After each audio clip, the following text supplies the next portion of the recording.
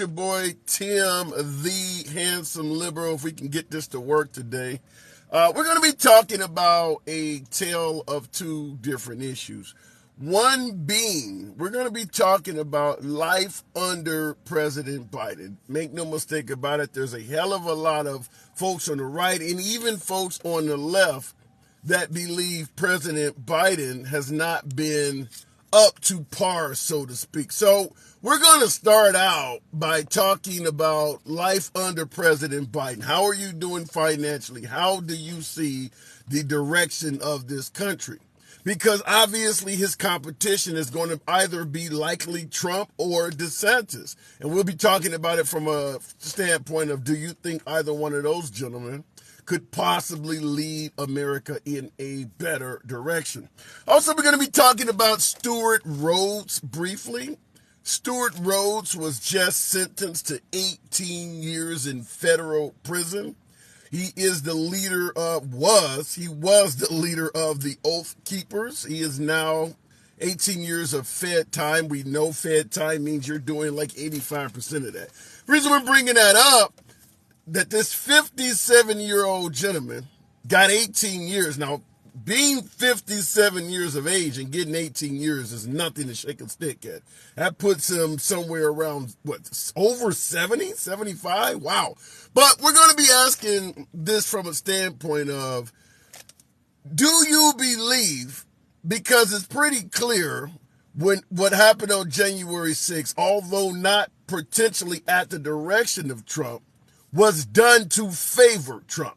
So even if you don't believe any of those acting on January 6th were doing it because Trump told them to, you have to admit they were doing it because they believed they were helping out the president.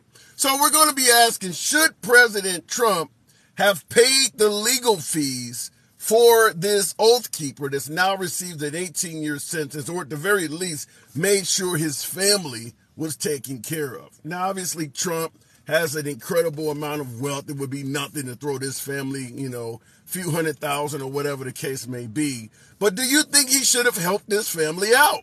Or at the very least, if he is reelected as commander-in-chief, should he pardon the leader of the Oath Keepers? As I stated before, nobody is here to argue whether or not they received direct instructions from Trump, even though they did use that as a defense. We did this because Trump told us to, but we're not going to debate that. We're debating based on the fact that we know that they believed they were doing something in favor of helping out the president, maybe helping correct a stolen election. So because they were working their asses off for the president, should he have looked out for them? That's what we're asking. So life under the Biden economy, I often hear a lot of folks bring it up all the time. Why the hell don't you talk about Biden? Well, today is your day. We're going to be talking about Biden, and of course, we're talking about receiving an 18-year sentence. So as always, this program is and shall forever remain MAGA friendly. MAGA are my preferred guests. Nevertheless, liberals are welcome as well. Going straight to the comments. Send illegals to Martha's Vineyard, said Pete. Didn't they do that? Didn't they try? Isn't Kamala or didn't they send illegals to Martha's Vineyard already, and it became controversial? Folks over in that area complained, but they did ultimately look out for them. But I do believe that happened already. No different with the BLM riots. They acted on their own behalf. Well, in regards to the BLM riots, they were opportunists. Folks stealing TVs and shit out of a CVS or out of a Best Buy. Those are opportunists. Those are people who are using the opportunity to steal and gain shit for personal gain. I don't put that in the same category as the January 6th protesters, because the January 6th participants were doing something for what they thought was a worthy cause. The rioters in regards to Black Lives Matter are just doing shit for personal gain. The Black Lives Matter protesters that are actually protesting for a worthy cause, they're not out there robbing and looting. The people who are robbing and looting just see an opportunity to come up, and that's what they're doing. So I don't put those two things in the same category. I don't think the purpose of the January 6th folks was to rob and loot. They had a mission they were on. The folks that are rioting and looting with Black Lives Matter, there's no mission there. They are just simply trying to gain things for personal gain. Looking in the comments, they stole millions from the people. I don't quite get that. Trump was the kingpin behind January 6th. He's guilty and needs to be locked up. And well, there's still the hearing, the trial and stuff is still going on, so you never know. Joe Biden, you ain't black unless you vote for me. He did say that. He did take a lot of flack and backlash, but he did also apologize. I'm going to go straight to the box. Mark time. Back. I've been talking in a while. So what's the good thing? Life under the Biden economy. What has it been like for you? Oh, for me personally? I mean, just life under Biden in general compared to life under Trump. Have you seen any significant difference? Yeah. I feel. It's lucky. I think it's a point of privilege to not feel like large economic swings and to be able to like withstand like the price of eggs or whatever going up. And then I think that yeah, the things like I didn't have any help going through school, so I had a Pell Grant, and so a $20,000 off my student loans definitely helps me. Um, I think things like new highways, rural Wi-Fi, stuff like that helps everybody. So is it safe to say for you, life under the Biden administration has been better than life under Trump? Yes, much better. Yes, I can actually sleep at night knowing that there's not like a madman with his finger on the big red button. Wow. Yeah, but what about fuel? And because people are going to bring up inflation, they're going to Sure. bring up the price of goods and services. They're going to bring up the border. Does any of that concern you? You and I both know why fuel prices were low in 2020, so I don't think that's really it. Obviously it's a bad faith argument on their part. Inflation is worldwide also. But again, I know you know all these things, right? Like, like inflation is not a Joe Biden thing. If anything, the United States had like the quickest and one of the best recoveries from inflation. That's our infrastructure is just so much stronger. There are things that he does that I disagree with, like he kind of screwed over the rail workers union, just stuff like that. But no, they're nowhere near the same as far as like the kind of like misery that they bring to Yeah. people. Well, And and I will, in response to what you're talking about, global inflation, because I used to live in Australia. I still have friends I talk to over there, and yeah, they're certainly being hit with inflation, very similar to the United States, if not worse. Same right. thing in New Zealand. So yeah, it's certainly not just an American thing.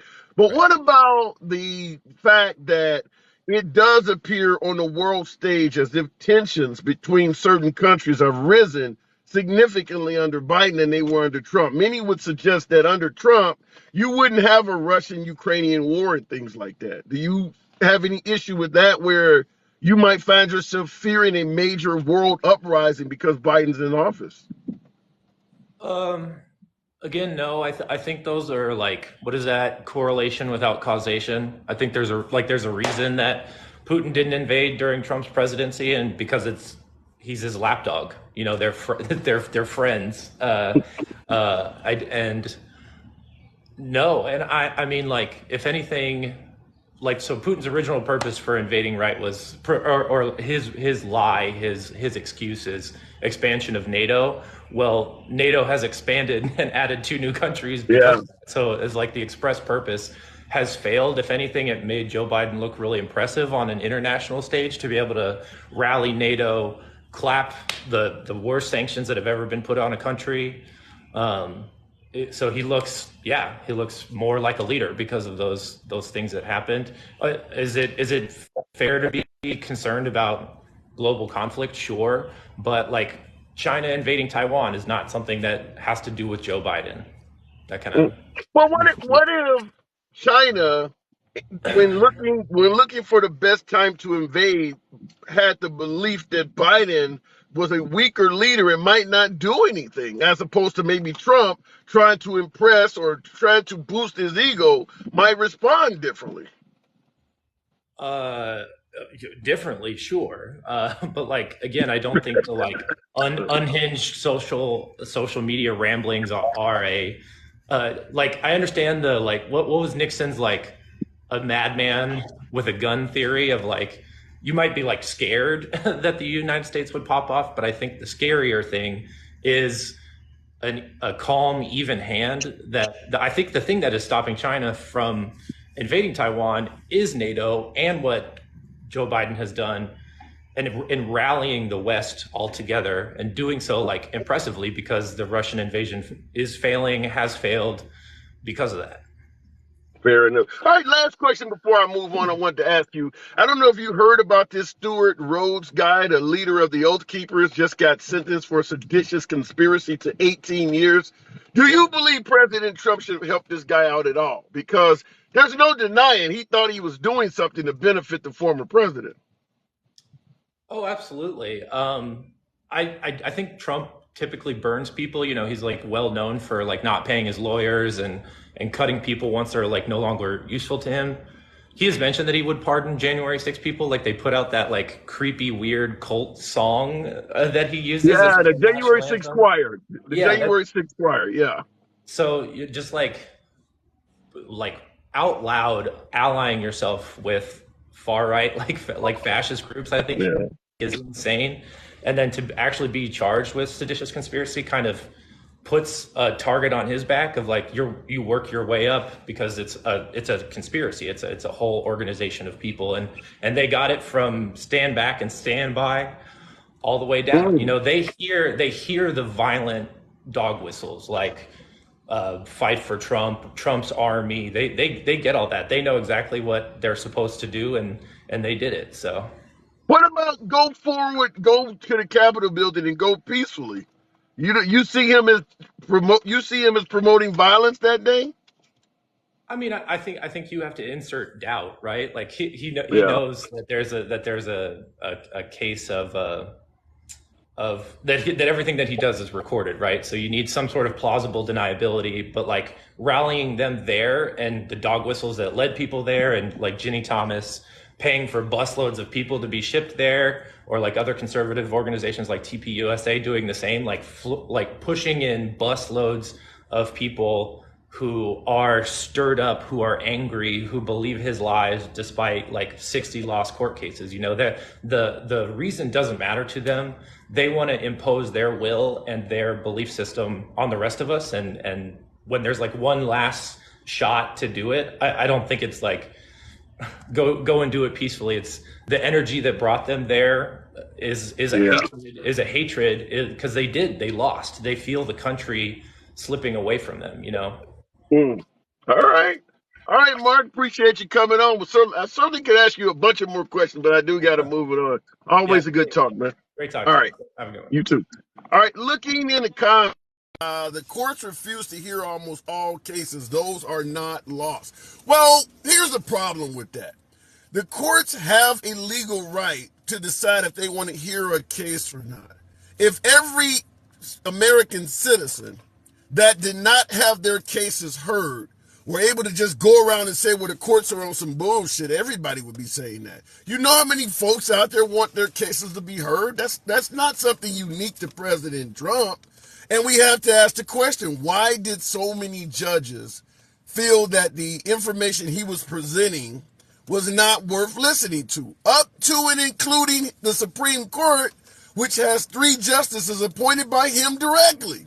So I'm not here to disagree with the fact that a hell of a lot of judges didn't hear his case, but you do have to ask, considering these aren't all liberal judges, not hearing Trump's case or not ruling in Trump's favor doesn't change you into a rhino or some kind of liberal, because some of the judges that did not hear his case are judges he personally appointed.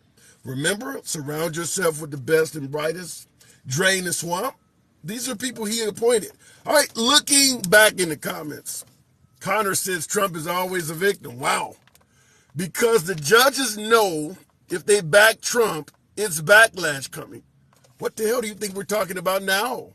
The judges that did not listen to his case are receiving backlash.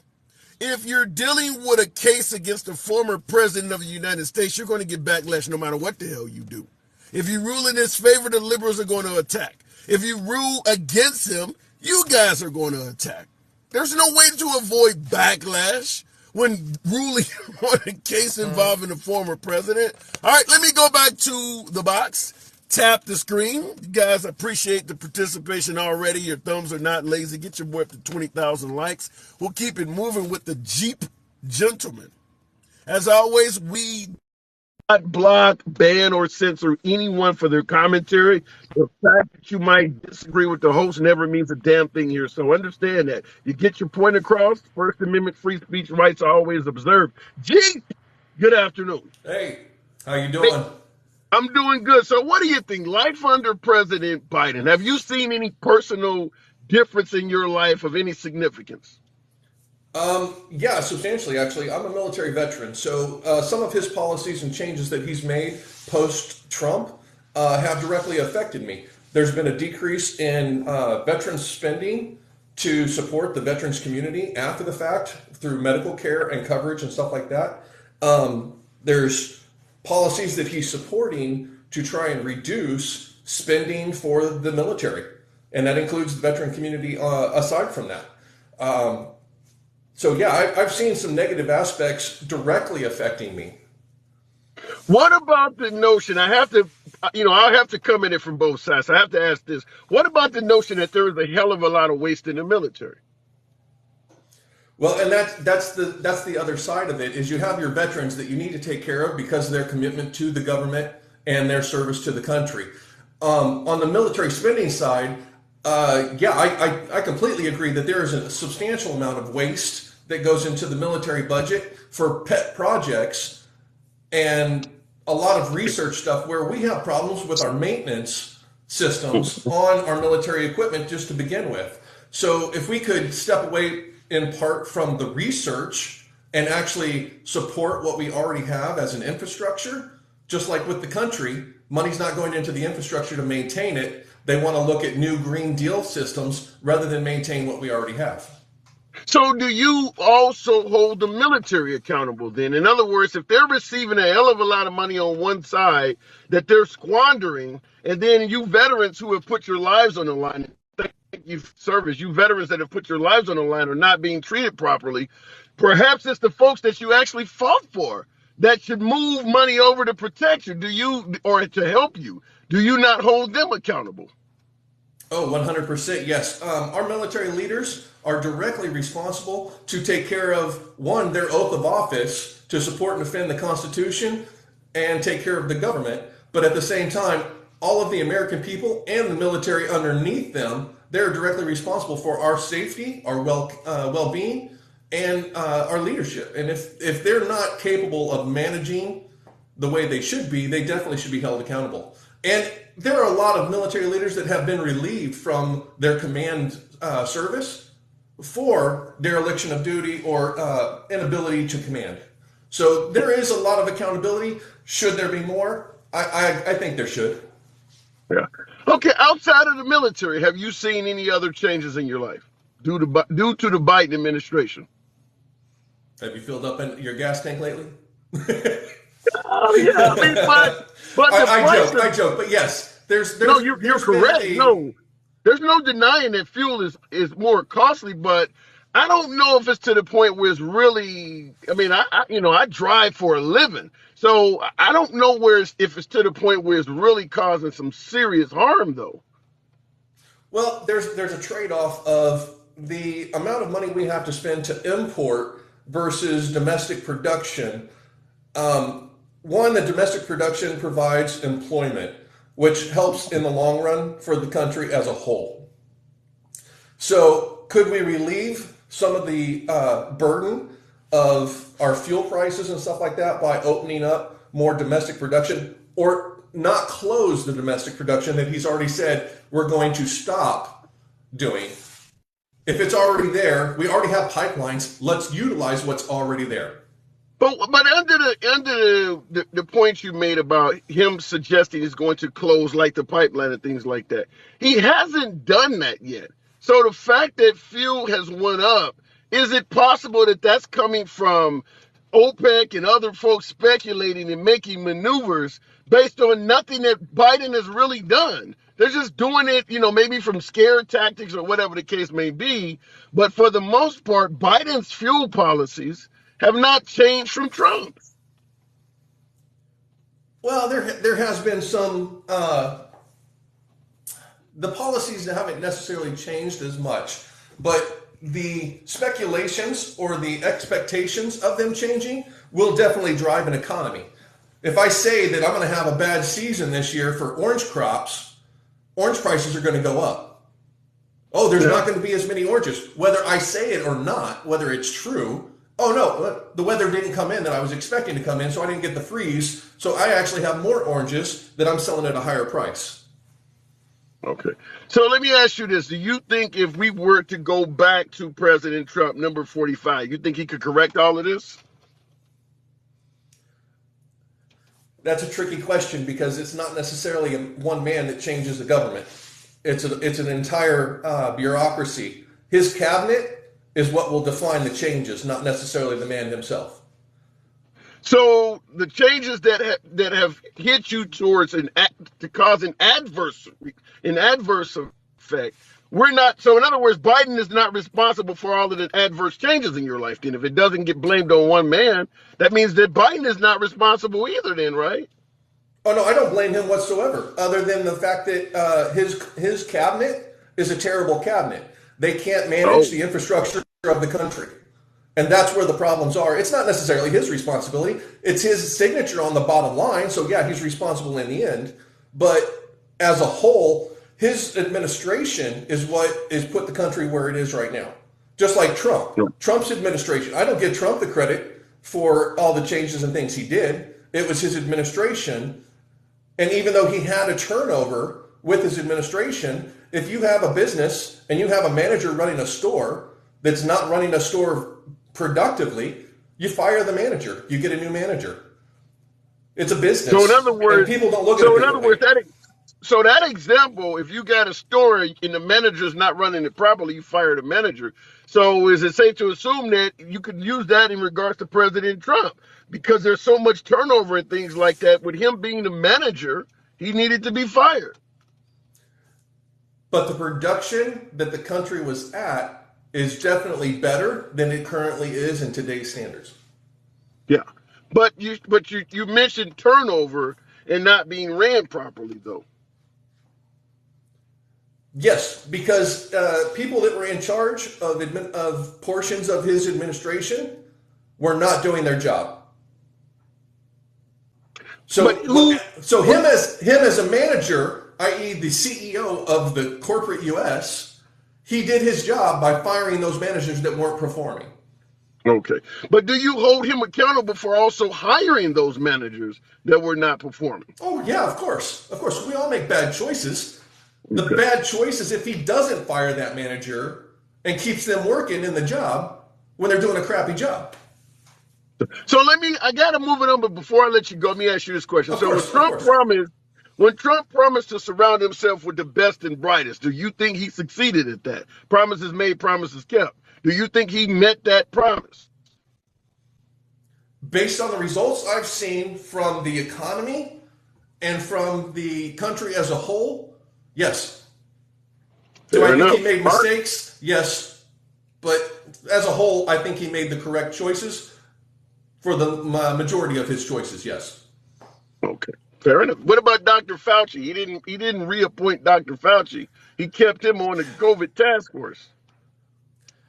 Very true. But if you have a manager that's not reporting correctly to you, you're not going to know if the manager's doing right or not unless you actually dig into it.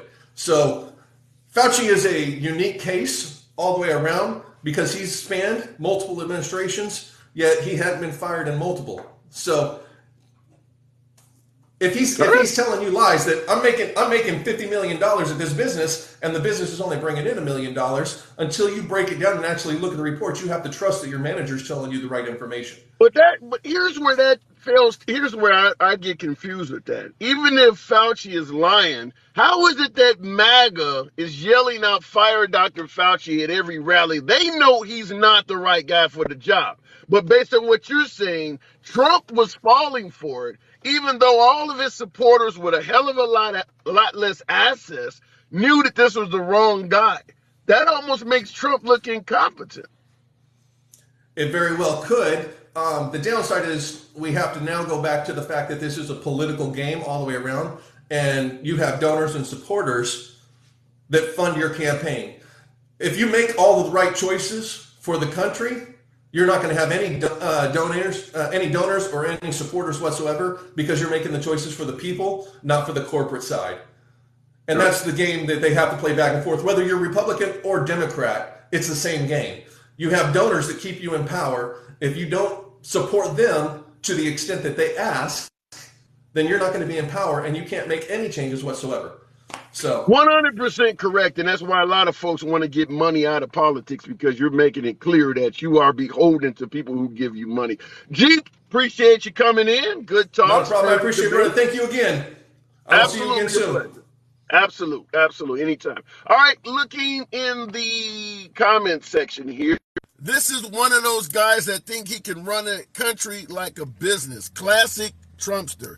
Wait a minute. You said this is one of those guys who thinks he can run a country. Well, there are avenues of this country that would be better off being ran like a business. Nevertheless, you can't run a whole damn country like a business. I do agree with that, because we have areas like the military, the penal institution in this country, healthcare. If you run those areas like a business, there are going to be a hell of a lot of citizens left out. Keep in mind, the whole purpose of a business is to turn a profit.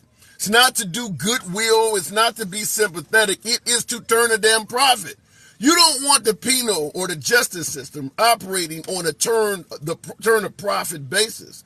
So when it comes to the criminal justice system, you don't want a businessman anywhere near that shit, because you do not want that operating on a for-profit basis. Same thing with healthcare, same thing with education.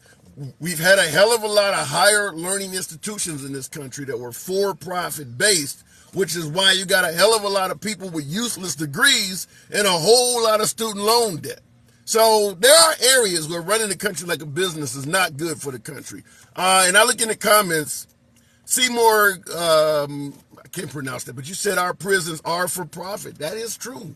Many would agree with that. Our prisons, our penal system in this country is a for-profit system. And that is why we have some of the worst recidivism rates on the planet, is because we want those cells filled. If you're making profits, if you get a new prison build and you're going to get government funding based on occupation or occupancy, then you want as many cells filled as possible. The last thing you would ever want is to reduce the recidivism rate. I want every damn body that gets out of here to come back, because I make more money off of that. Looking in the comments, DeSantis 2028, my guy running now will just break up the party. Well, he is running now.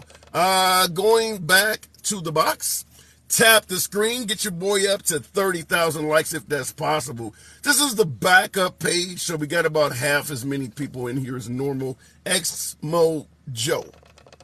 Good Xmo. Welcome back to the program. Have you seen a major change in your life now that we got Biden in office? My old friend, it's good to see you again. I'm so glad you're still doing these lives. I hope that you get this account up to where the other one was, and that you keep trekking. I Fair can't enough. honestly. I voted for Joe Biden. I can't honestly say that I have seen a significant improvement in my life unless I am able to objectively look at the alternative in terms of how the outcome of the pandemic would have been managed under a continued Trump administration. I think that I can't really tell how he would have done, apart from how he managed it while he was president. As far as Trump, but I think that the Biden administration did an excellent job in producing and distributing vaccines. I think that they've done an excellent job in controlling the outcome of that. So, I mean, Let who's me to ask say? this question. Let me ask you this in regards to the vaccine. I've been jabbed. I've had every jab they've recommended. So you know where I stand on it. But Say, I want to ask this question. There's a hell of a lot of unvaccinated people in this country, and they're not huh? dropping dead. So I have Right. to ask the question for the folks who refuse to get jabbed. It's Mhm. starting to look like they may have been onto something because they're not dropping dead. Do you believe the vaccine or the need to be vaccinated was potentially overhyped? No, because I mean, obviously, the value of a vaccine is not just what it does for you individually, but what it does in terms of what you call herd immunity, right? And so, basically, if you get up to a certain percentage of people inoculated, that's going to contain the spread of the illness and of the virus. And of course, the purpose of the virus isn't or the jab is not just to prevent you from dying from it. Of course, we all want that. We all want to save as many lives. I know we've all lost loved ones. I personally lost my best friend at the very start of the pandemic. It was a Mm, very, very sorry to hard hear that. sacrifice for me. Yeah. Thank you. Wow. But but it's important it's important to reduce the viral load that a person carries by giving them the antibodies to attack the But think infection about early. but wait a minute. This is why I'm asking this question. I Yeah. know a lot of folks that have not been vaccinated at all. Like I said, I've had every Mhm. vaccination, every update shot. I think I've been shot 4 times or more. Hell, I've been shot more than 50 Cent. But I will ask you from this standpoint. There's a lot of folks who have not been vaccinated, caught the virus, and they survived it just like people who have. Because the argument what you're making is what you often hear. Well, if you're vaccinated, it doesn't prevent you from getting COVID, but it makes it so the experience won't be that bad. I know a lot of folks who has not been vaccinated, caught COVID, and they didn't have a bad experience either. Yeah. And of course, every person's going to respond differently to the infection. It depends on which strain of the infection they get, the virus, etc. But when it comes, the point isn't just that it won't be as bad for you.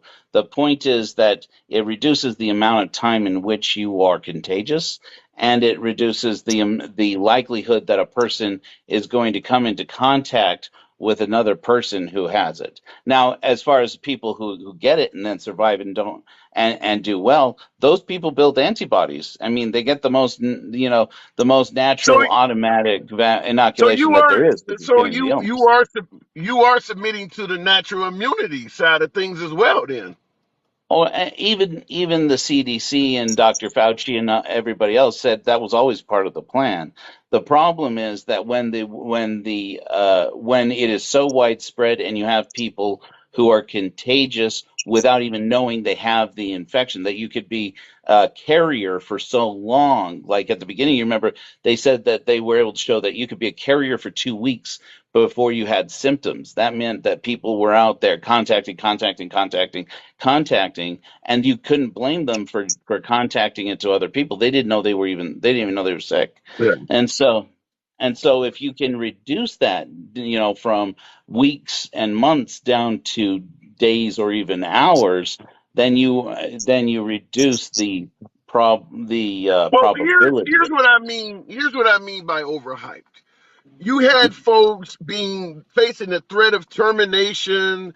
Folks could not travel and things like that if they had not been vaccinated. Now we're seeing that, like I stated before, the unvaccinated do not appear to be at any significant risk of dying any more than anybody else. That's why I'm asking you. It's, in my personal opinion, because it was new, it does appear as if we may have overhyped it. I mean, because, like I stated, the folks who are unvaccinated, they're not dropping dead all over the place. Now, I know you believe, and maybe I do too to a certain degree, that it helps to have some people vaccinated to reduce the spread. But people who did not get vaccinated, at the end of the day, it does seem like they may have been mistreated to some degree. You don't see any of that? I don't. No, I mean, I think that was making a conscious decision. I mean, look, there are those exceptions to the rule. There are people who can't get inoculated because their immune system would be compromised by it. I'm not saying anything about that, but I'm just saying if you were a healthy person who had the opportunity to reduce the spread for other people, but you just didn't do it Yeah. because you didn't feel like it affected you personally. That was irresponsible, in my opinion. So I don't Yeah, I I don't mean, I don't I care. can see the argument. I can see the argument for being irresponsible, but you can't make laws to force people to be responsible. I mean, if that's the case, I wouldn't have kids. They would have made me put a condom on. I mean, you can't force. Yeah, you can't legislate responsibility in a free country, right? Well, really, I mean, even and I don't know that you could say it was legislation. I mean, there was policy that was enacted by the executive branch to say that public sector employees had to get vaccinated, but even that was not, that's not really a law. And then outside of that, you have a lot of private sector, and then just general epidemiological controls. Yes, I don't think anybody should be legally obligated to get the vaccine. I think that it's smart for us to provide for a contingency. Like if you didn't get the vaccine, you decided to run the risk.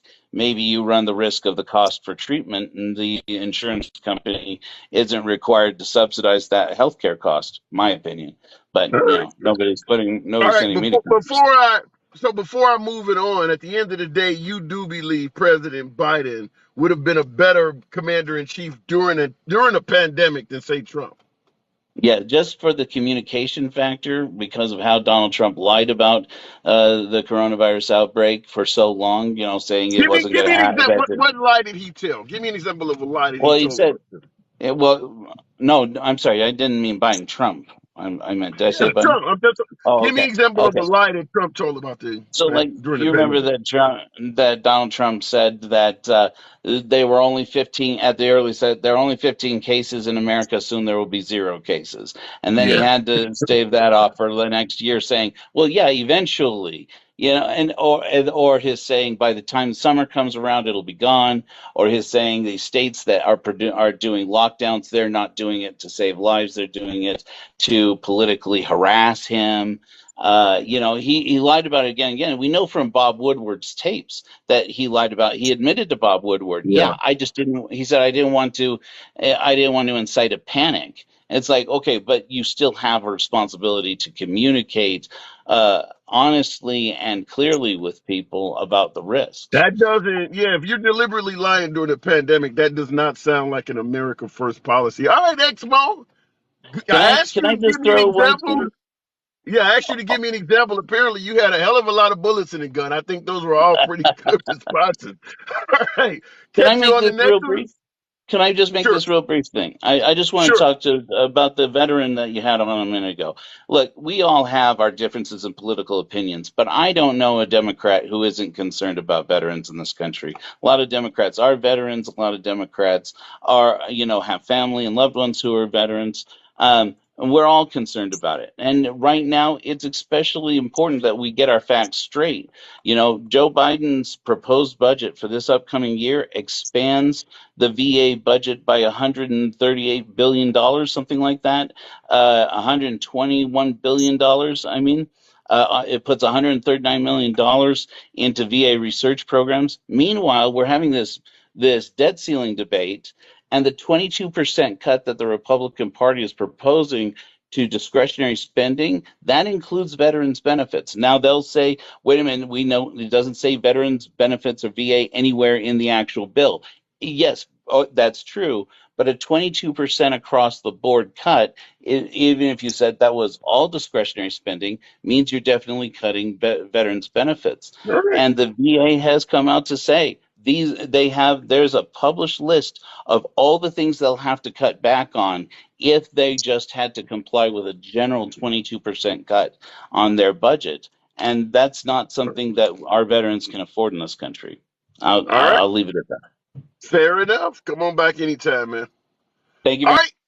Hey, appreciate it. Looking in the comments, somebody says wrong. Some of this Mickey Hubbard says wrong. Well, in regards to political spending. Everybody can spin what they're doing while president to mean something else that some folks will say, no, it didn't do that. There are some folks who would probably point to the Biden administration and say, under the Biden administration, as a veteran, I did much better. And then there's others like my caller, a couple callers back, that would say I've done much worse. So it really depends on your own personal situation. That's what we're kind of discussing here, is how has your life changed significantly under the Biden administration? Yeehaw! JJ, appreciate the hat and mustache. Always a pleasure. Thank you for your generosity. No, but we're asking, have you seen any significant change of your life, particularly financially, under the Biden administration? Because that's the biggest complaint against President Biden, is the economy. Prices of goods and services, obviously fuel prices have went up, things like that. And then, of course, we can talk about the border. I didn't bring the border up as much because I do believe most Americans do not feel the effect of what's going on at the border. I mean, most of us don't live near the border, which is why they're shipping migrants to other cities so that they will feel the effect of the border, which is a smart move. I mean, even though I'm a liberal, I can't necessarily disagree with what Abbott and DeSantis is doing.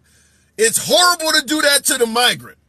But at the same time, to make a point, I understand why they're doing it. I don't favor it. I wouldn't support it, but I understand why they're doing it, because they're the ones that, particularly Abbott, DeSantis is not getting hit with a hell of a lot of this stuff. I mean, there's not a lot of folks from Mexico or Honduras or in these places coming into Florida. They're coming into Texas and Arizona. So I don't, DeSantis is doing it more or less for, to support, to get the base support, because he knows the base is pissed off. But he's not dealing with a hell of a lot of migrants coming into that state. Looking in the comments. Yeah, California too. Right, California, I suppose New Mexico, all four of those states that are right on the border. Why not Tim Scott for the Republican nominee and not Ron and not Trump? Tony Ortiz. Currently in our environment, we are so tribalistic, and I'll go right back to the box, tap the screen, get your boy up to 35,000 likes. As always, the program is and forever will remain MAGA friendly. Liberals are welcome as well, but tap the screen. We don't block, ban, or censor any damn body for their comment. The fact that you might disagree with the host doesn't mean a damn thing here. In regards to Tim Scott, in our tribalistic environment, Tim Scott is too close to the moderate line. He's not going to name call. He's not going to get into fights, go off on CNN. He's not going to do anything like that. And I do believe the folks that Tim Scott would need to become commander-in-chief want to see that stuff. So unfortunately for Tim Scott, this is the wrong time to run for office. Now, many have suggested that Tim Scott may actually be seeking the VP role. We understand a hell of a lot of people put their name out there because they're trying to get cabinet positions and things like that. There are a lot of benefits to running for office, even if you know you'll never win. It gets your name out there. So it's possible, because we know Mike Pence will never be the VP again. All right, going back to the box. We'll keep it moving with Electric Wolf 45. Good afternoon, Electric Wolf. Have you seen a significant change in your life since Biden has become president? I wouldn't say significant, but I've seen my life hurt like gas. My like you say, my pocketbook. You've been spending more for food, for gas. Everything's gone up, especially dog food. I have 7 dogs, so yeah, dog food's killing me. Well, let me just say this right off the bat. Even though you've taken a financial hit, if you can afford to feed 7 dogs, you certainly aren't doing that bad. That's a lot of extra. No, but I'd rather do better. That's a lot of extra bills. Yeah, but I'd rather do better. See, the problem is that everybody's like jumped on this. What do they call it? Inflation. Everybody, all the companies. And when I'll give you a quick example of my dog food. I used to buy a 55-pound bag of Purina for like $18 on sale. If it wasn't on sale, it'd be 20. Now it's 23, and I'm buying 48 pounds. Let me ask you. You know what I mean? So they're the ones that are changing the volume too. Yeah, I definitely agree that everything we get comes off of a truck. So if gas goes up, they're going to pass.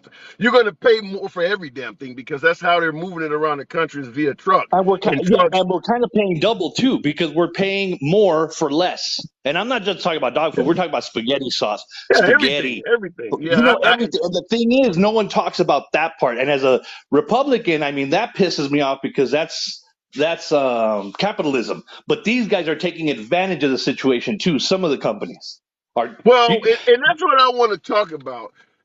This is an interesting comment in the comment section. I always bring up interesting comments. Greg B in the comments, while you were pointing out how the price of dog food and things like that have went up, Greg B points out your paycheck has went up as well. How do you respond? Because now I don't know where you are on the socioeconomic end of the scale, but folks at the bottom, everything from burger flippers to people earning less than say $50,000 a year. A lot of them have seen a significant pay increase under Biden. So when we ask the question, has your life changed significantly? Some people might respond like you and say, "Yeah, I pay a hell of a lot more for gas, but my minimum wage job is now paying me 19 bucks an hour." So Yeah, but did see, you the see any thing pay is, minimum increase? wage. Yeah, but that's what's killing it. That's the whole idea. Is because for a burger flipper, no offense, I used to flip burgers. I've flipped burgers too. I just don't flip them anymore. And I have all the respect for burger flippers. But burger flippers are not supposed to be full time adult, 3 children households with that's the only job. It's supposed to be a job for teenagers or people starting out in in the workforce. They're not, I mean, $19 an hour, that's what's killing the whole thing, too. Now, as far as me and more money and things like that, I've made a little more, but it's not compensating for what we're doing. So And you we're talking so about two, so you two have person so let me households. so look, but think of it this way. If let's say we get Trump, DeSantis, or another Republican in there, and they get the economy back under control, get gas prices to go down and things like that, is your employer going to reduce your salary? No. So you will have seen a permanent benefit of the Biden administration. The minute the economy gets back in order, you're going to keep all of that extra money that you earned that you started getting under the Biden administration. But I'm not going to get the extra money that I lost during the Biden administration because of the fact that everything was it was during inflation. I'm not willing to Yeah. sacrifice to gain more later. No, the thing is, I'm okay. I don't like it. I'm not. I'm complaining, and yes, I bitch and moan about it. I'm not happy, but I'm okay. Thank God. But there's a lot of people that are like 20 cents, $1.50, $3 away from just total losing their minds. And the Well, thing is, let me it's middle class, lower class people, and we're all in this together. That's the thing.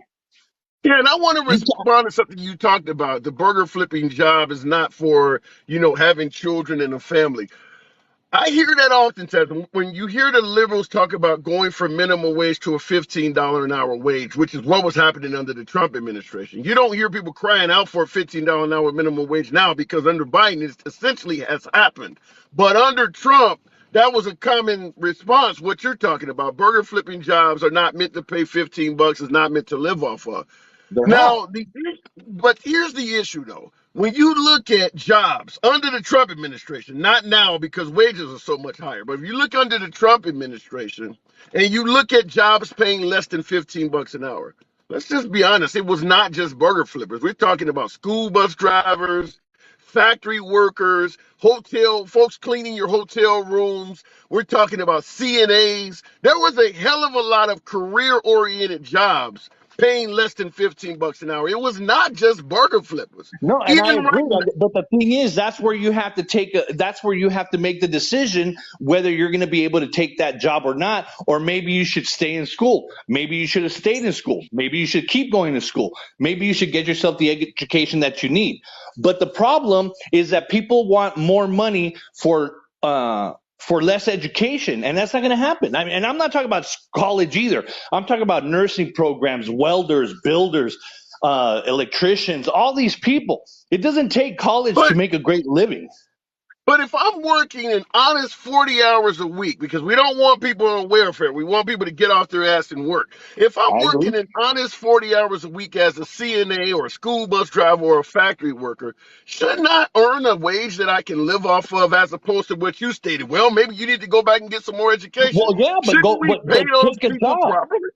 Huh? Well, that's the problem. Don't take the job. If it's not paying you enough, don't take the job. That's the whole issue. I mean, Yeah, you're but not if you going to have get a no 17-year-old school bus driver, so they're going to have to jump up the pay. I mean, there is a certain thing about supply and demand too. If there's a bunch of school bus drivers that are needed and they're not applying for an $8 an hour, $9 an hour job, maybe they're making $10, $11. There you go. Start driving. Yeah, but But you I and mean, I both know that there are always going to be people out there that are hard workers but don't have a hell of a lot going on upstairs that are not going to be wise enough to do what you're suggesting they do, which is why companies have no shortage of people they often can find to exploit.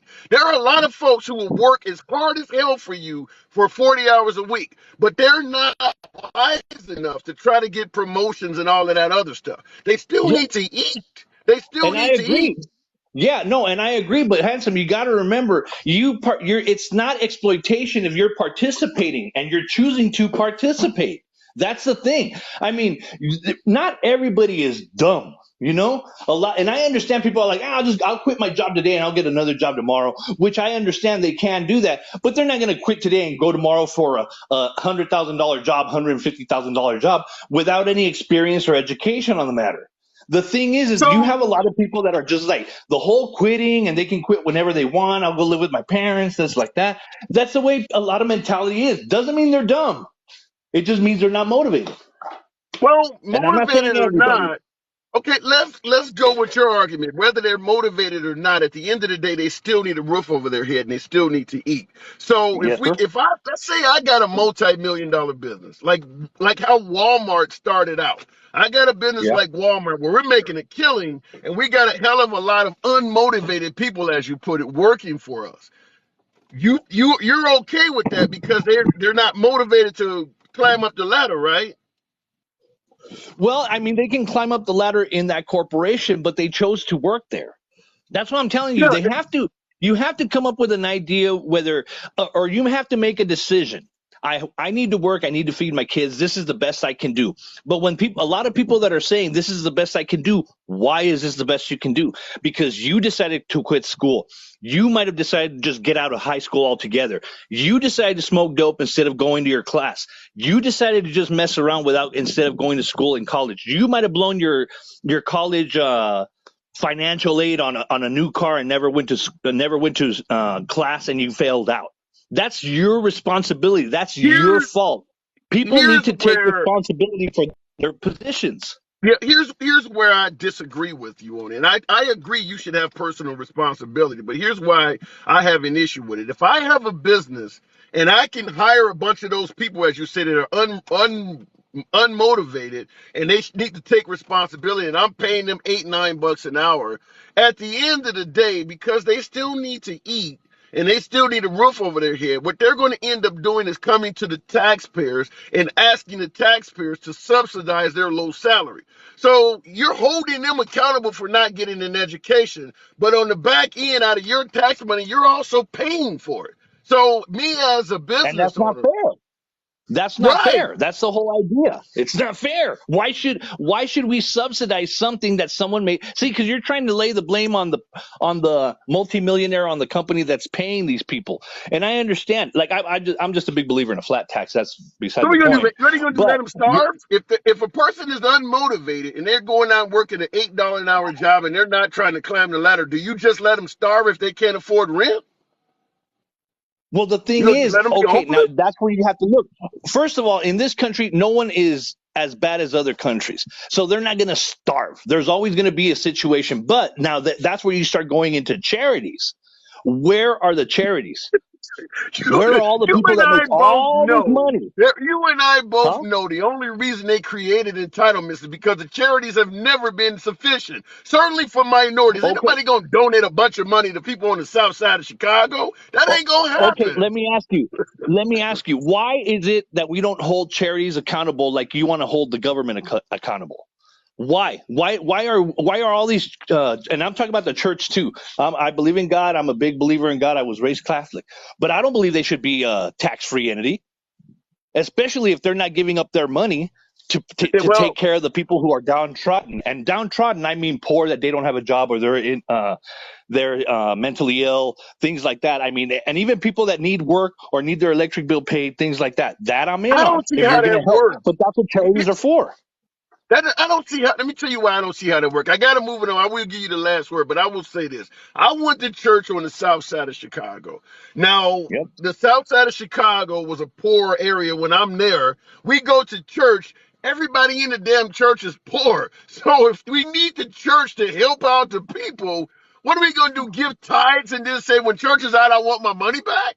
I mean, Okay. where's the church in a poor neighborhood going to get money from to help out the people? Because the people in the church are the members of the neighborhood. So how Okay. does the I'm not. church help out the people? Now, look, I'm not just talking about churches. I'm talking about all charities, like the people who are getting all these migrants to come in and stuff like that because they're getting money from the government. These charities. That's the reason they're so in on the immigration deal. Now, the thing is, with some of these churches, I understand there's some poor churches that are good churches. That they're like, okay, Yeah. everything that comes in goes out. You know, they have their little food pantries. They can't feed everybody, but they try their best. They visit people. They make sure everybody's doing okay. They make sure there's little towns like that. There's little cities. There's little churches like that, and people, but there's not enough of them. I'm talking about big No, it's not. churches, and you know, I'm talking about Yeah, mega churches, all that I stuff. get your point on I get your point about big churches, but even in a city like Chicago where I'm from, there's only a handful of those churches. Most churches you see in the hood look like former liquor stores. They're barely able to pay the rent to keep the place open. They don't Okay, have so money. where are all the wealth? Okay, but look at it this way too. Where are all the wealthy ex-Chicagoans? I won't mention Obama, but where are all the wealthy Chicagoans or Chicagoans, Iowans, Texans, El Pasoans, whatever, any city, any wealthy people that are full hardcore liberal, full hardcore pro-socialism, giving up their money to help the people in their area? No, No, nowhere. Nowhere. You don't see some, Hakeem Jeffries and AOC and all these people giving out their money, their salary, just so they can survive and make sure someone else survives. They're not doing it. Why? fair point. All right, I gotta move it on. I could talk to you for an hour, but I gotta move it on because I even have a response for that. But I gotta move it on and let you. Well, You can respond next time. Have a good day. absolutely, it's a pleasure. All right, Okay. looking into what happened to Trump charity. Was there a such thing? I've never heard of that. Free app share. I don't get that. Don't be fooled. Rich folks want cheap labor, so migrants don't bother them. Phase oneer. That is the answer to all of this shit. In regards to the border issue, by the way, tap the screen. We don't block, ban, or censor anyone. The program is always going to be MAGA friendly. Liberals are welcome as well. Get your boy up to 40,000 likes. You don't have to agree with the damn host. We'll still give you plenty of time to state your point without any fear of being blocked, banned, or censored. In regards to the comment, phase oneer stated, don't be fooled. Rich folks want cheap labor, so migrants don't bother them. That is 100% factual. In my humble opinion, my 50 years of life, Trump is really the only former commander-in-chief that actually gave a damn about the border at all. The liberals want these folks over here because they do turn into votes. Most brown people, period. If you're not white, most of the other groups of people in America vote more for Republicans. Maybe Asians we can debate, but in terms of brown, I'm not talking about Cubanos in certain countries. I'm just simply saying brown. Overall, the Democrat gets the brown vote. Overall, the Democrat gets the black vote. So they do turn into liberal votes. That's why the liberals favor letting these people in. However, on the Republican side of the aisle, what phase oneer just stated, big business loves to skirt U.S. labor laws. That's the whole reason we've been arguing about this damn minimum wage and stuff like that.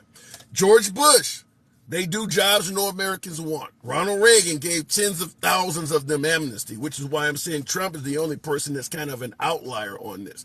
But at the end of the day, both sides want these people over here because Republicans are pro-big business, and big business wants these immigrants in the country. So at the end of the day, we can talk about liberals and open borders and shit like that, but the Republicans are not getting this done either.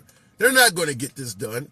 Trump might do a few things here or there, but the next guy is not going to follow in Trump's footsteps. And Trump can only do a max of 4 years in office. And Biden has already proved you can undo all of this executive bullshit you put in place. You're not going to get Congress and the Senate to approve the wall and all this other stuff Trump was trying to do. Otherwise, he would have had it done when he was in office. Anything you do by executive action can be undone by the next guy. Biden proved that on Trump. Trump proved that on Obama.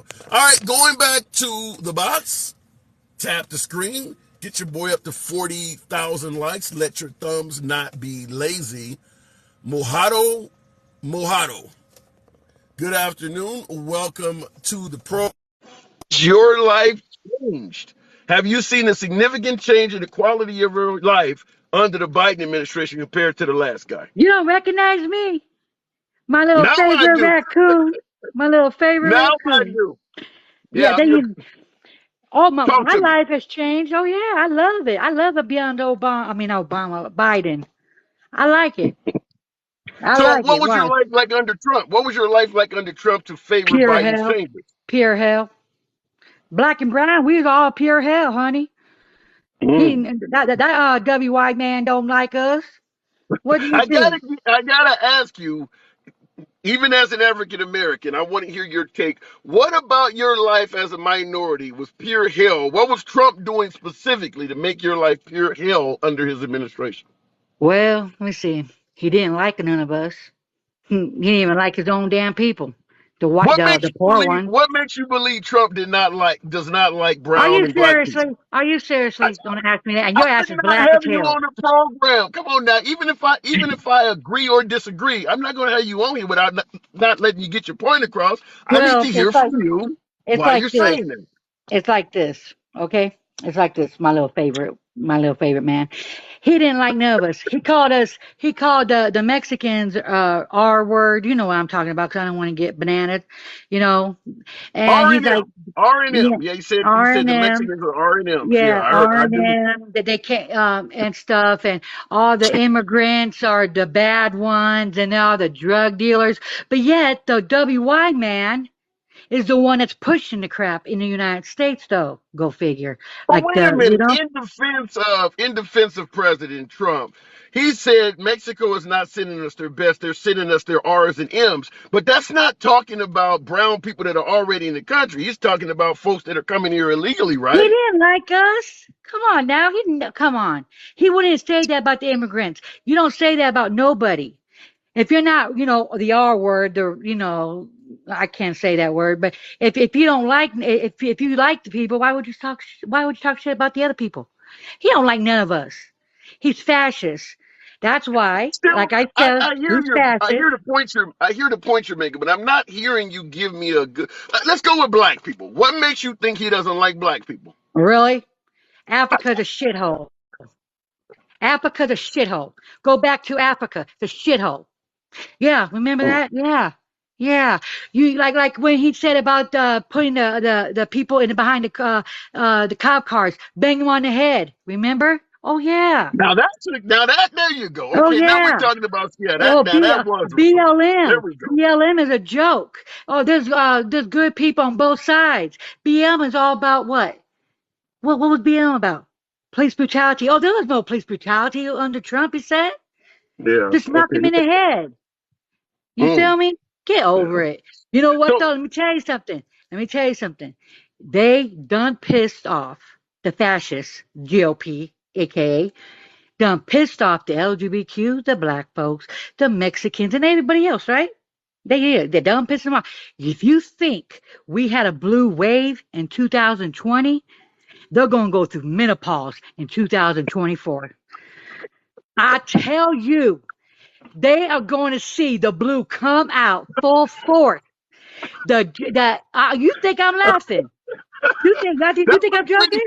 that was pretty good. They're gonna go through menopause. It's gonna be They're nothing gonna red go at through all. menopause. There ain't gonna be a drop of blood, because you know why? There's gonna be nothing, because you know why? The Gen Zs are Wow. coming full force. The Gen Zs are coming. The 18-year-old just going to go vote. They're coming. You really gonna think You think this fascists are gonna come over? Oh hell no. I'm Black and still, brown's I'm, gonna take I'm, over. See, that's why. Do you know why the WY people are so big mad? Because you know why? This country is never going to be WY. This country's always been black and brown. If it wasn't black and brown people, this country would never been. And that's on God. but it sounds like what you're saying. Do you see where that could have folks being frightened of this replacement theory they're talking about? Because you're Oh, talking about a. you think the WY people really gonna be replaced? Oh hell no. Well, That's you too you're evil for kind of that. you are kind of saying that right now. Is that No, the I'm not. country is going? No, I'm not. No, I said we have more of us because they came us here. We came here involuntarily, but we came here and we built this damn country. That's why they big mad. I'm not saying we're going to take over. Our votes are going to take over. Hell yeah, because there's more of us. I'm talking about the blue. I'm talking about blue, like Okay, there the we go. Democrats. Clear that shit up. Okay, all right, there we go. All I'm talking right. about the Democrats. There's more Democrats. Hell yeah. And they just Mhm. don't like me. And they just don't like black and brown people. I don't understand why. But We wait bring a more minute. flavor to the Now food. you don't went from Trump to they. Are you saying the Republican Party as a Yeah, whole? yeah. The GOP is a joke. The Mm. GOP. I don't know. I don't understand why they don't like us. We flavor our food and stuff. Hell, we put enchiladas. You know what I mean? We got flavored our food and stuff. Well, why they being so mad at us? Oh Why are my you God! All trying right, to I take our gotta move rights it on. away? We No, flavor no, for our real. food. On some real shit. On some real shit. You see how Florida is? On God. You see that? How they're Yeah. taking the immigrants and thinking that it's cool what they're doing. Without the immigrants, who's gonna go in there and pick in the fields? Not they asses. They some people over there, they quit after an hour. Go figure. But the immigrants bust their I ass. actually saw that, and that's what George Bush was saying. That they do what they do, jobs no Americans want. And Ron DeSantis, with his tough immigration laws, actually proved it. Based on what you're talking about, they tried to put some Americans in there, and Americans was like, "Fuck this shit." All right, I gotta move it on though. You came But with I a lot see of you though, babe. passion, I see you though. But I had to come by and say hi to my favorite raccoon.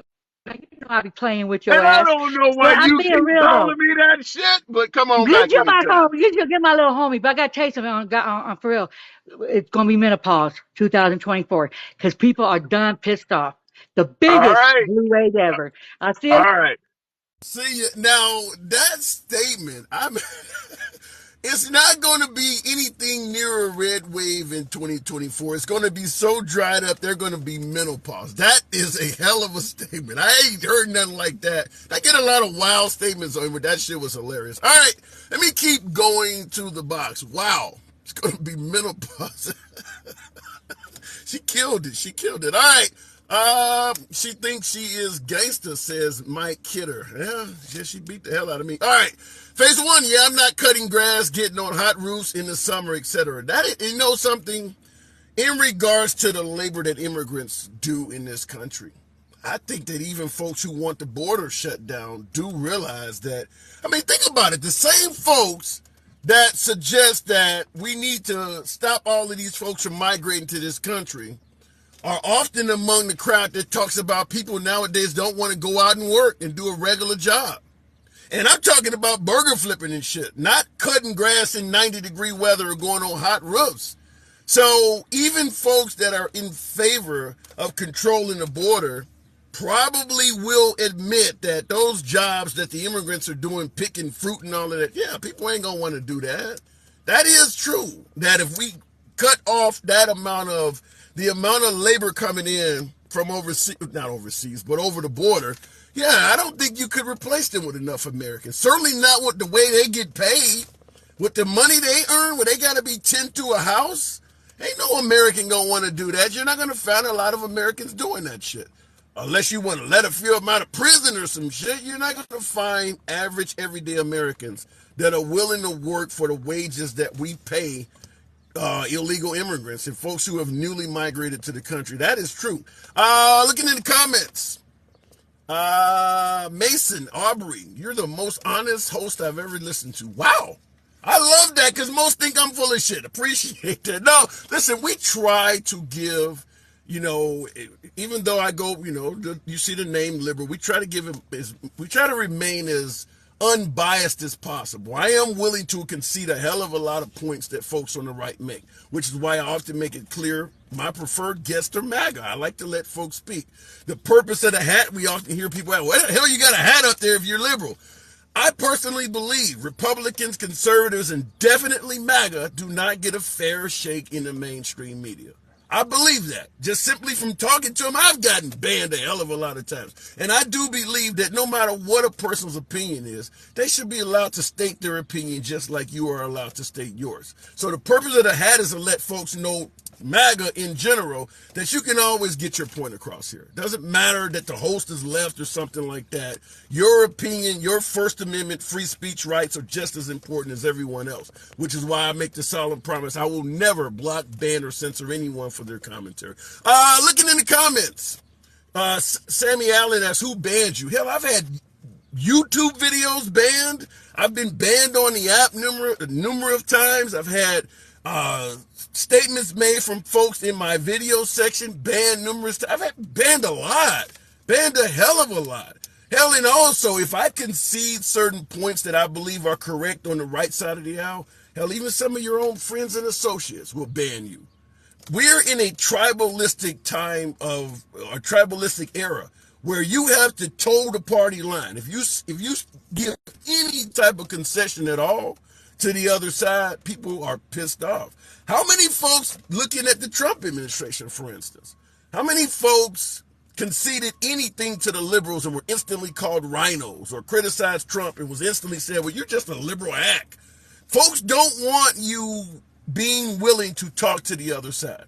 We try to do that here. And by the way, if you enjoy civilized dialogue without all the banning and blocking bullshit, follow the program. We do this Monday through Friday. By the way, this is the backup channel. Sometimes we have twice as many people as we have in here now on the main channel. The main channel is The Handsome Liberal, spelled properly. This profile, you'll notice the final L is missing. All right, going back to the box. Appreciate you folks that are following, by the way. Old Glory. Or did that say renowned? Let me tap it. I don't know what the hell there, but you're right. If we don't agree 100 per, with them. Yeah, that's the problem, Bam Bam. Good afternoon to you, by the way, my brother. All right, Renee, good afternoon.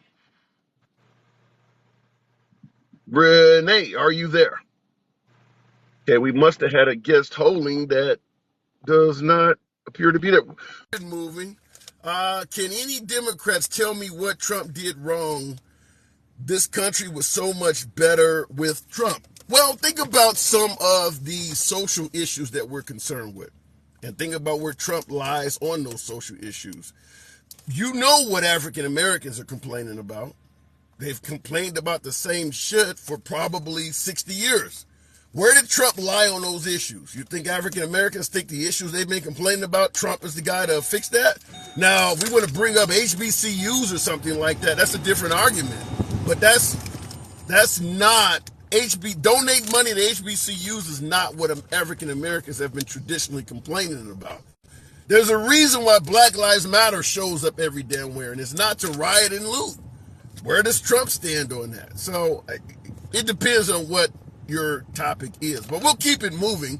I don't know what happened with my last guest, but let's try it again with Old Glory. Okay, let's go. There we go. He put black people to work. Yeah, but they're not complaining about being unemployed. That's the problem. You're giving people something and I'm talking about Trump. You're giving people a good economy. You're giving people jobs, donating money to HBCUs and saying, I'm doing something good for you. But they're complaining about over-incarceration, racism, or tuition. You're giving them something that is good for them, but you're ignoring what they're complaining about. That's where the issue is. What about the things they actually asked you for? Well, screw that. Here's jobs. That's not what they're asking you about. Old Glory, good afternoon. Hey, what's up, buddy? Hey, good to have you on. Question we're asking, has your life changed significantly under the Biden administration as opposed to Trump? Economically, financially, stability-wise, have you seen a major change in your life now that Biden is in office? Yeah, I have.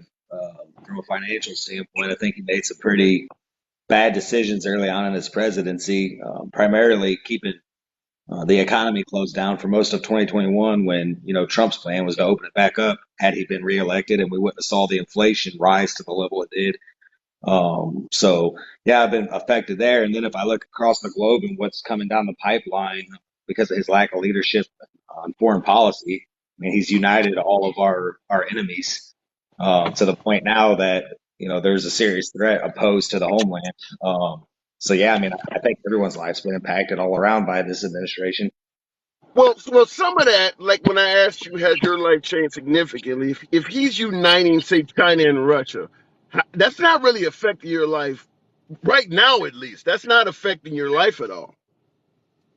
No, no, that's not. It's going to indirectly affect everybody's, I think, long term. But immediately, the economy, yeah, certainly the inflation rate. I mean, everyone's dealing with inflation coming out of COVID. The supply chain was disrupted. That's what happens. But we hurt ourselves when we were pumping more liquidity, through the stimulus package that he put out in 2021. We were putting all that liquidity into people's hands at a time when the supply could not meet the demand because of his policies, and it caused the inflation rate to spike higher than it would have naturally coming out of the pandemic there. And that's impacted everybody on every level. How do you respond to folks who point out that even though the economy, the inflation rate has went up under Biden, so has most American salaries? No, I don't think it's I don't feel like it's matched the rate of inflation. I don't know anyone who would think that. Did you have more money in your bank account when Trump was in office or now? I changed jobs, careers. I'm definitely doing better now, but I changed careers, so that may have something to do with it. But in regards to, let's say, people at the lower end of the socioeconomic end of the scale, where you're making 12, 13 bucks an hour, and now you're making 18 to 20 bucks an hour. You think folks at that level are doing worse under Biden than they were under Trump? You think inflation has been that much that if you got a $6, $7 an hour increase, you're still worse off? I think you're about slightly worse. I would say probably slightly worse off. Obviously we're still feeling the impacts. And then, like if you look at the price of lumber, as an example, right? They've found that people were still willing to pay those ridiculous prices. So now, even though we're not in a hardship that we are now, those prices are barely coming down. That's why these corporations are recording record profits, because they've realized that despite the pain that it causes Americans, people are still willing to pay. So um, it's ugly all the way around. But I initially So, jumped in because I was scrolling through and I thought it said on your screen when I was coming in, Trump or DeSantis. That's why I actually jumped in the box. I thought that's what the question was because it's what it says on your well, live. we could talk about that because that certainly will. I don't know why it may have gotten rid because I was originally asking about the Biden economy, but in regards to Trump or DeSantis, we certainly can see that coming up. I mean, that's going to happen unless Trump becomes disqualified for some reason or the other. So, if it does come down to Trump or DeSantis, where are you going to go? Oh yeah, I'm gonna ride with Trump all the way to the end here. I think, in my personal opinion, I think Ron DeSantis committed political suicide here. He's got people in Florida are pissed off because they elected him in a landslide victory in Florida to represent them until for another 2 years. Now, halfway through his term, he's essentially abandoning them, and he's going against a person that the majority of people that voted for him are in support of President Trump. So. I think it was political suicide. He's going to screw his chances of being reelected governor there in Florida. And he has absolutely 0% chance of being elected president of the United States. I mean, Well, Trump but was, let's think about something though. Let's say, in regards to your comment that it's political suicide, let's say DeSantis fails at becoming president of the United States. Now he's already passed a law that allows him to remain on as governor, so he will get to finish out his term as Florida governor. But in regards to political suicide, let's say he wants to run again. You're saying because he won at odds with Trump, he would not be reelected. But when you look at how happy Floridians are in regards to how DeSantis has performed in Florida, even though they may be angry that he went up against Trump, Who else are they going to vote for? If you really like DeSantis' job in Florida, you're going to vote for somebody else out of spite? Yeah, I think some of the things he's done lately are borderline fascist in the state of Florida, in my opinion. Give me some Um, examples. banning books, getting involved in the private sector.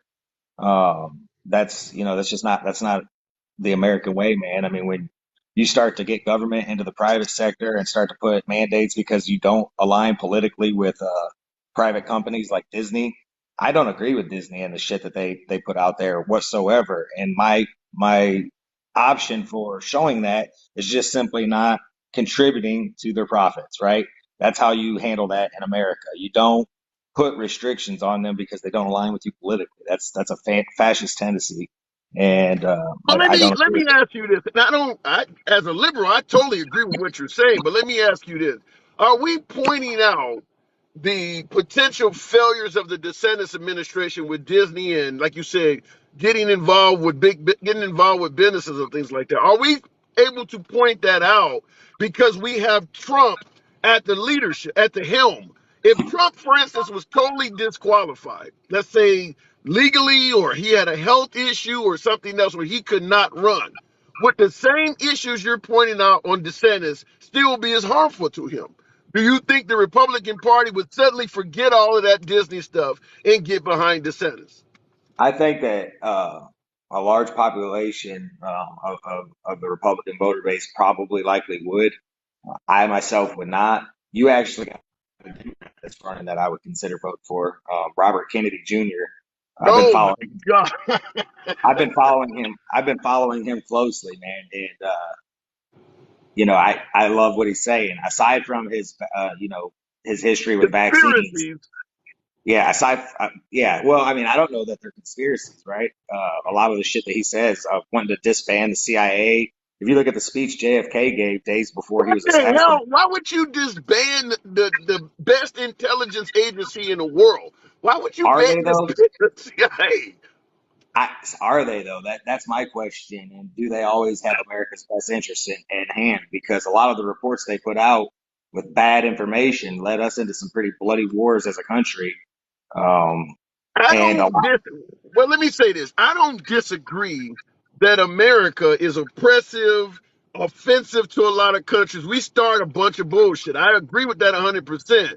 But there is a reason why we are on top and we're the best country in the world. It's because we do all of that dirty shit that we don't want to really know the intricacies of. If you got rid of the CIA and the FBI, we would quickly start falling down the ladder in terms of most powerful countries. They're doing things behind the scenes that to some degree are outright evil. But that's the reason why we have so much. You want to get rid of the CIA, you would notice that immediately. yeah, I personally do. That's just my personal opinion. All of the three-letter agencies are to me, uh, against the All American of them. people. All of them. The You want to get rid of IRS, the the food. CIA, You the want to get wait a minute. FBI, You want to get rid of the DEA. food. Wait a minute. You want to get rid of the Food and Drug Administration that makes drugs safe? All right, touche. I'll concede that there are some there. The overwhelming majority of those agencies are What not. what about what about the FAA that makes sure the plane you're stepping on is not put together with duct tape? You want to get rid of the FAA? You think that's necessary? You honestly Yes, think that that's a necessary component? That having the FAA is a necessary component in order to have? Uh, yes, yes. I absolutely do, and I'll tell you why. If you got rid of the FAA, remember the airline industry is a for-profit industry. If you didn't have some government entity making sure they do things right, they would be holding your seat down with duct tape. They're going to do everything they can to save money. There are countries out there where it is not safe to get on an aircraft. If you well, don't then have the the FAA, they're going to do that here too. Yeah, I don't know that I think that's true or not because from a liability standpoint, whatever money they were saving on the front end doesn't touch what they're going to end up filling in the judicial system on the back end by trying to cut corners and costs. So I don't know that I necessarily agree with that. But but the point I'm trying to get to is primarily like if you look at the inception of the FBI with J. Edgar Hoover and you look at how long he stayed in office, how many presidents he served, and why he was able to hold that position for so long. This man blackmailed politicians into and coerced these Yeah, politicians. yeah, And this isn't a conspiracy theory. These are historical facts, well yeah. known for anyone that wants to go look into it. Yeah, And then you got I have Bill O'Reilly's book I read about a year ago, Killing the Mob, I think it is, and he talks of yeah, we know the FBI is corrupt. Hell, I'm black. What they did to Martin Luther King, putting him on a terror watch list and stuff like that. In fact, right, what I often tell some of my beloved MAGA is you could have corrected the FBI a long ass time ago if you had just listened to black people. Because we've been complaining about the FBI since the Black Panthers and the I mean, we've been complaining about the FBI since there was an FBI, but folks were dismissing our complaints and telling us, well, if you just comply with the law, they yep. won't mess with you. Now No, all of I a sudden it's agree. happening to Trump and the lights are coming on. But we've been complaining about this stuff since Trump was a kid. Yeah, no, I completely agree with you, man. I don't know. I'm a big history buff, man, and it's very easy to draw a line from one point to another when it comes to the downward spiral, that our country's in right now. And honestly, I don't know if anybody can fix the trajectory we're on. I genuinely believe to some degree we're too far gone at this point, wholesale. I There's don't know there's so about that. I'm gonna tell well, you why. Being an African American, I often hear people say, well, when was America great? I'll tell you something, being an African American, I'm never going to look at America right now and say we're too far gone. In fact, I think for certain groups of people in this country, this is probably the best it's ever been. I don't know any era where I would want to go back to and say, it was better in 1970 or 1940 was the bomb. I don't want to go back to any of that shit. So no, I no, no, get no. your point. From a social standpoint, yes, absolutely. So I'm just talking about, our rule on the top of the hill, is, in my opinion, in short order, possibly even in mine and your lifetime, coming to an abrupt end. There's a lot of things that are there's a lot of things that are happening right now that I feel like people are not talking about. Whether it's the BRICS nations and their push to get more than half of the global economy away from the U.S. dollar at a time when we're already vulnerable and practically on our knees economically when it comes to the scheme of things. I think that's a threat. If we get away from the petrodollar being the world's number one reserve currency, right, which is not backed by no physical commodity, it's simply built off debt. If that happens, I don't think people understand how immediate the impact's going to be felt here stateside. Like, all the things. Here's where I kind of disagree with you. There's a lot of first world countries whose dollar is not the gold standard, and they're still doing pretty damn well. I mean, the U.S. dollar is the standard everybody base a lot of currency on, but there's a lot of other countries that they are not the standard, and they're doing just fine. You don't have to have that particular designation to be a good country. I mean, plenty of countries have plenty of freedom and things like that, and they don't have the dollar.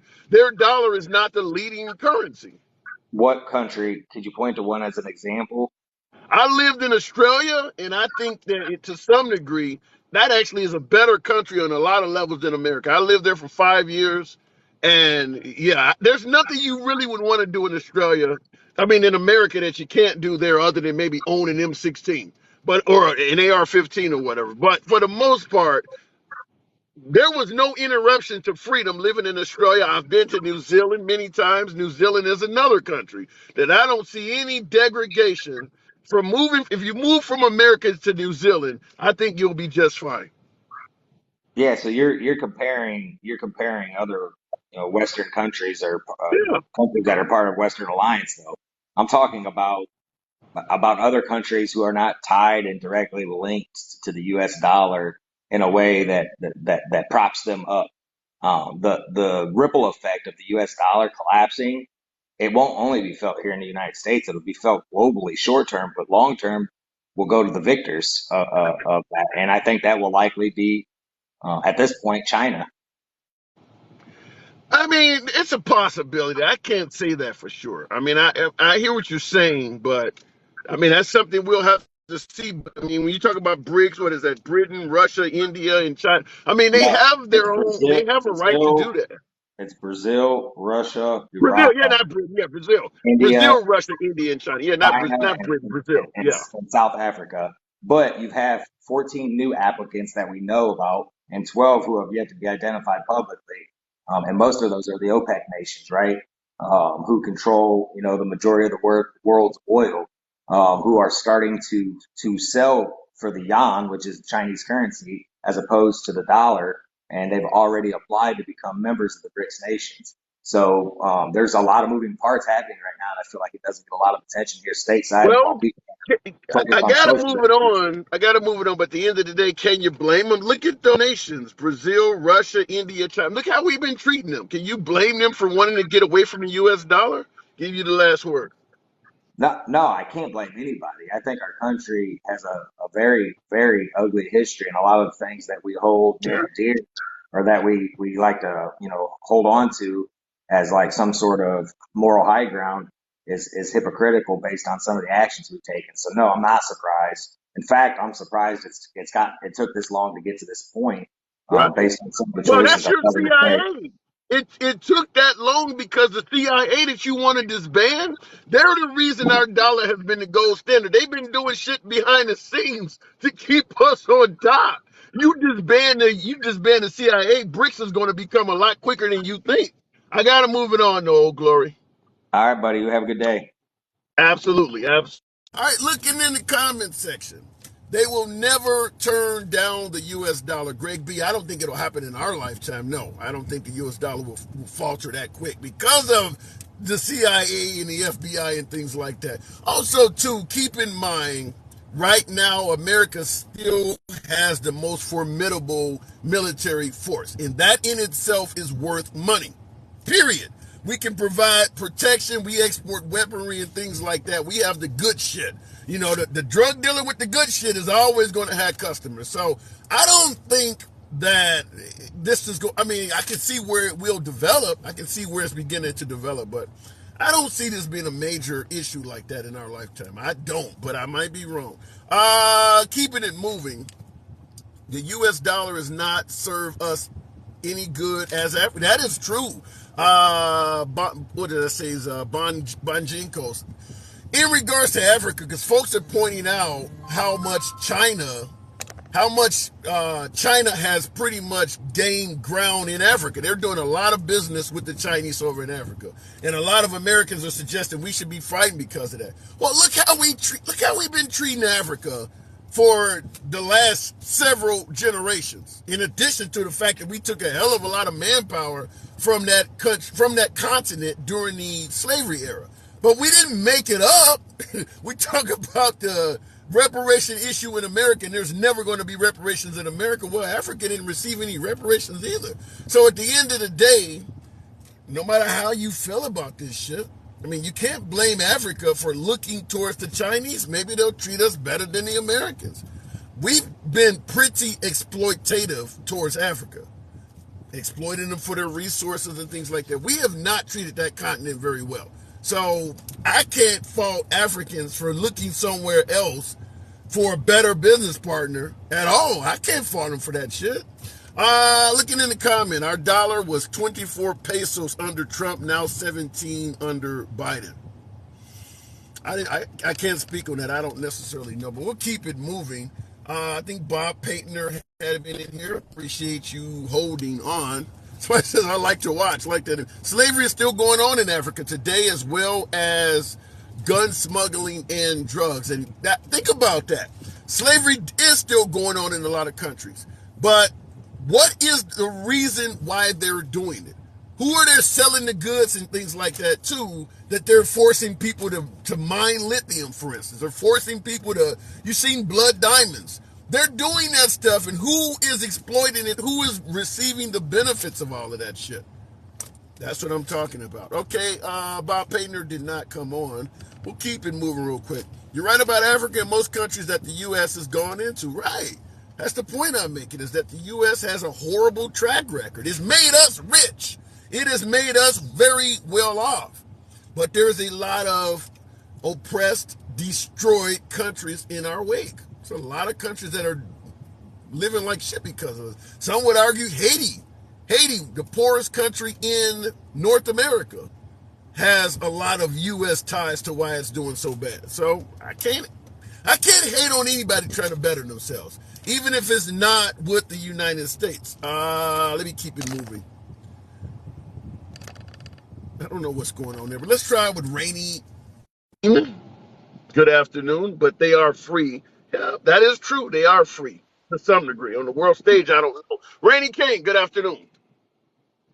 Hey friend, how are you? I wanted to just say I'm something really doing quick. You good. are absolutely I want to say you were absolutely right on the CIA thing. I heard Old Glory.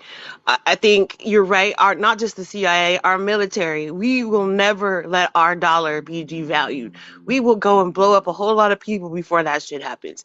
You know what I'm Yeah, we saying? would So, start a and, war. and as much as I don't want that to happen, but it's gonna happen. It's gonna Yeah, happen. It is what yeah, it is. And it's funny how people say we're gonna disband the CIA, as if that's going to actually happen. These people are already powerful. They don't answer to the president. They don't answer. The FBI don't answer to the president. I mean, yeah, they might have to brief the president. We all know they're doing dirty shit. Congress could pass a law saying y'all can't spy on anybody no more. Bullshit. We think that's gonna stop. Bullshit. right. They spy on the presidents. They've even That's what spied I'm on the saying. president. Yeah, I'm like, the we gotta live in CIA. reality. Yeah, the CIA operates very similar to the mob, but on a larger scale. Like if you got if you got a store in a neighborhood that's paying the mob off, and all of a sudden somebody else opens up another store that's giving them competition or doing much better, all of a sudden that store is going to have a fire. Period. You're not Hmm. going to do this in this area. You're not either you're going to pay us or you're not going to operate here. The CIA is the same way. If somebody else's dollar starts to take over, like we're talking about with bricks and things like that, they're going to have problems on the back end. We're not going to Well, let that's that the thing. happen. Bricks has been around since 2006. This shit ain't new. Like literally, you look it up. Like it's been around. They've been trying to talk about this forever. Right now, they've been trying to edge up closer because they're hoping our dollar fucking falls. Or if we default, the dollar will be. It'll be a nuisance, right? I mean, it'll be just worthless. So if that's the banking that they're doing, banking on the Republican Party, defaulting on America, then yeah, maybe brick might be the world currency. Maybe that's the whole plan for them. I have no clue. Yeah, I just I wanted to got say, go ahead. I got one I want to ask you. I always ask folks when I see interesting comments in the comment section pops up. This is one. I'm gonna let you have it. This comes from DM in the comments. 4 words. Make blacks work again. What the hell are you supposed to do with a comment like that? Blacks are working heavily. We have the lowest black unemployment on record in American history under Joe Biden. Black folks are working. I'm not Not understanding racist. that Not a comment racist here. comment. Not a racist comment at all, right? I see what they're saying. You know what I mean? Meanwhile, we already know who's the corporate, who's the person that doesn't work, the race that doesn't work the most. It's white people. So, you want to focus on black folks because you're racist. But anyway, I won't go too far into that. I just saw it and wanted to tackle it. Make blacks work again. Like, what the hell? Well, but also it could be a tie into slavery. There's one time in history where they did make us work. And that was, I mean, maybe he's promoting slavery. Either way, it's racist as hell. There's no way to defend that comment other than it being racist. But I get folks like that in the comments. Yeah. What was your other top? What was your original Yeah, topic? I just came in. the actual topic was: have you seen a significant change in your life since Biden took office in comparison to President Trump?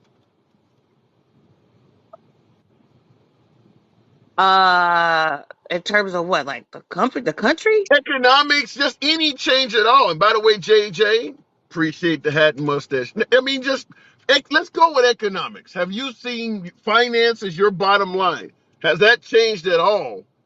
Positively, negatively, I remained the mean, same since Biden I became I president?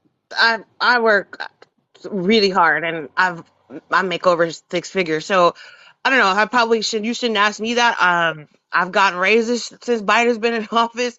My 401k has matured under Biden, so I haven't had the first effects of everyone else or a lot of folks on this app that want to perceive the economy as some trash economy. I mean, by every metrics, if you look at it, just a fact.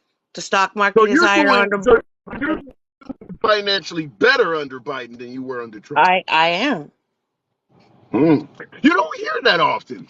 It's interesting you say it because most folks point out the price of goods and services and things like that. In 401k, for instance, I'm not most folks. suggesting that the corporations aren't price gouging us. I'm not suggesting Yeah. that's not happening. Yeah, I mean the pandemic's been over and they're still trying to charge. There's no supply chain issue. There is no reason why the prices shouldn't fucking go back down. But because they've gotten used to record profits, they're not going to change. That's capitalism.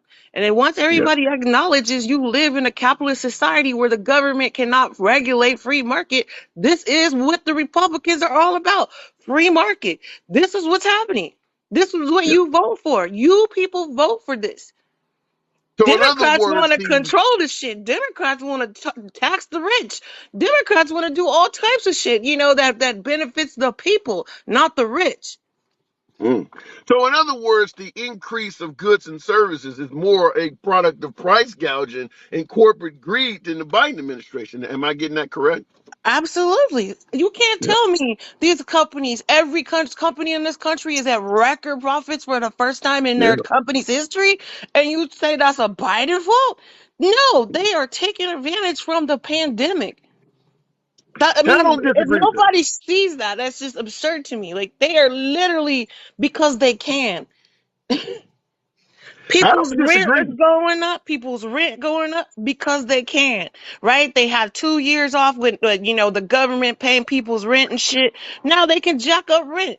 These people are heartless. They're ruthless, and it is what it is. And we got to understand.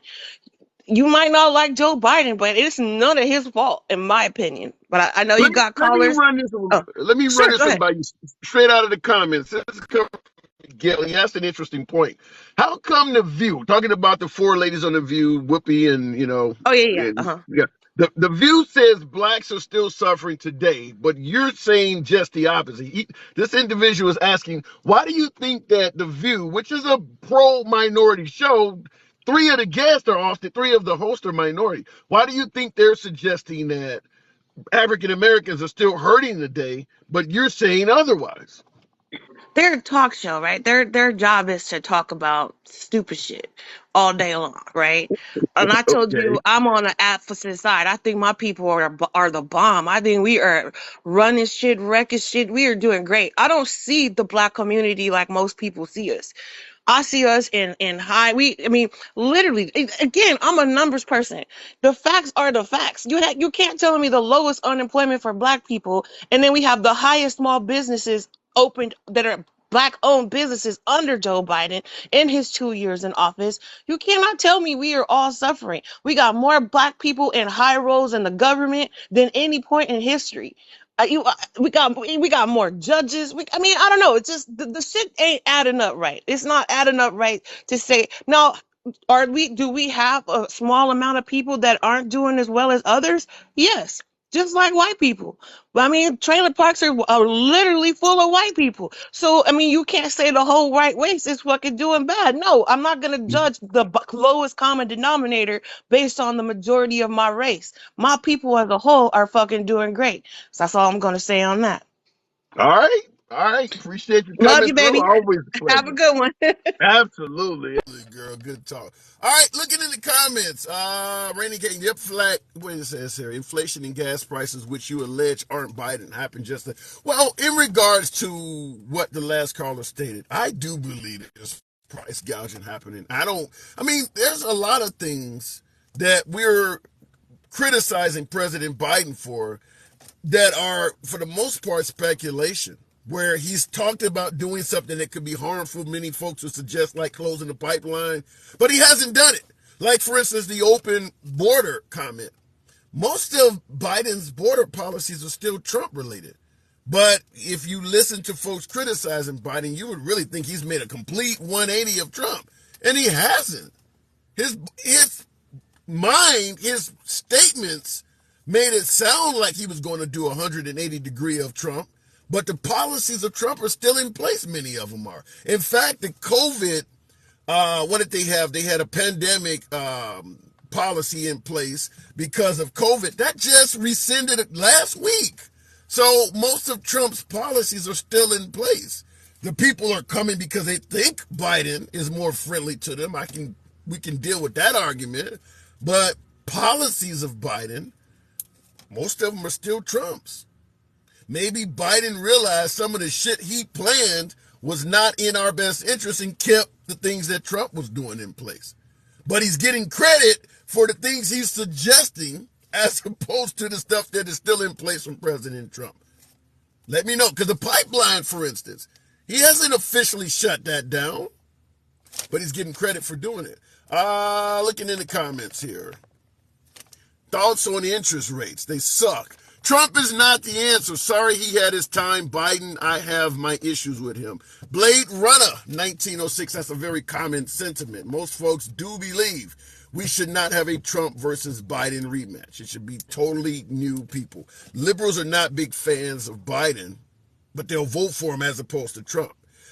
The Republicans, however, there is a hell of a lot more support for President Trump, but it has waned as well. It's not the support for Biden is going to come from Trump haters. Miguel, appreciate the hat and mustache. By the way, folks, tap the screen. Send your boy off with 60,000 likes. I don't block, ban, or censor anyone. Program is and always will remain MAGA friendly. The fact that you might disagree with the host, you know what I say. Doesn't mean a damn thing here.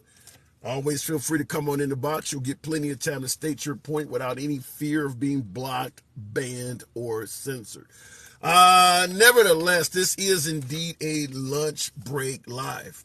And you know what I always have to do about this time? Got to pull myself up by my bootstraps and go back to work because someone in the comments, like DM said, make black work. What do you say? Make blacks work again. Been working all my life. Shit, make blacks go on retirement again. What the hell? But there are some folks who often suggest we're African Americans are lazy and things like that. You know what my rebuttal joke to that shit is? After being forced to work for 400 years, motherfucker, we taking a break. If you force me to work for 400 years, I think I deserve a break. So I'm going to be lazy today. Anyhow, folks, it is what it is. I do appreciate you folks riding with your boy. You could be anywhere on TikTok. The fact that you're always here is always an honor. Somebody, real quick, left my ass. I got blocked by some Biden dude because I was talking shit. That'll never happen here in Dallas, Jay. Even if you're talking shit about the host, I believe you should be entitled to your First Amendment free speech rights. So come on over here. My door is always open for you. You might not like my liberal lounger or my Democratic dinette set, but my house is always open to you. It's your boy Tim, the handsome liberal. See you guys tomorrow.